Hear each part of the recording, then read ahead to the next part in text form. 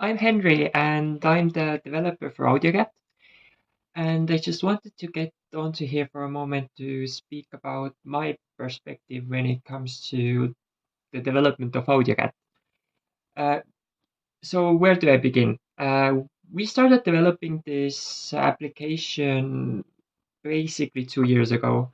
Uh, Prior to that, we were creating visual games. And when we went to this DEDX conference, we met an accessibility person who kind of inspired us to question how accessible games are.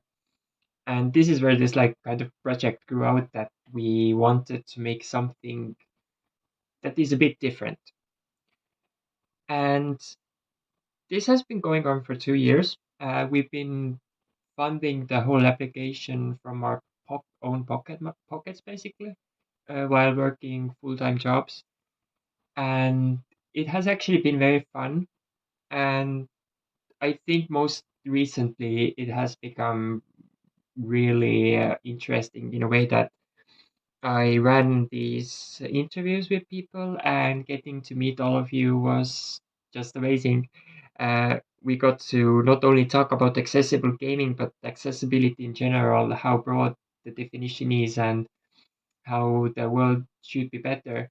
Because let's be honest, accessibility is so different for each country, and I know that even making a platform isn't something that's going to fix it. However, I think bringing the community together and working together is an important aspect of starting to make a change.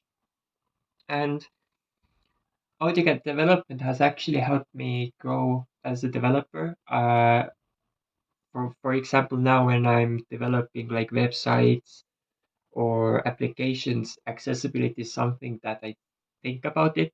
Uh, Fun fact is that accessibility is not taught in coding school. And after kind of doing this project for a while and realizing that this is not a thing that is being taught to people, it kind of made me personally angry because, like, I think it making things reachable to different people is very important. So it's something that I feel very bad about, seeing how complex websites have come, and the, the more complexity there is, the more difficult to navigate, even to people who don't have any vision issues or motoric issues. The websites have become so difficult. And the worthy game that we currently have on our platform, it's a simple game. It's meant to be the start of the platform to just see what we can create, because the bigger ambition is that we can make games like, for example, shooting games or soccer games that can be played without visuals. And we don't want it to only be limited to visually impaired people or blind people.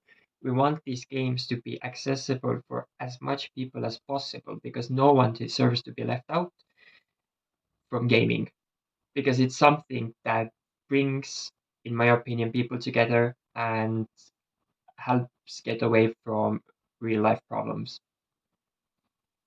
And I'm so happy actually that there are other games that are accessible, because these are the inspiration that I as a developer can take to the AudioCat project to make something great that can be enjoyed by everybody. And I know we're just the team of two people, and how far we can go, but this is the beginning. We have the ambition to get more developers, to get more people. And for that, we need your support.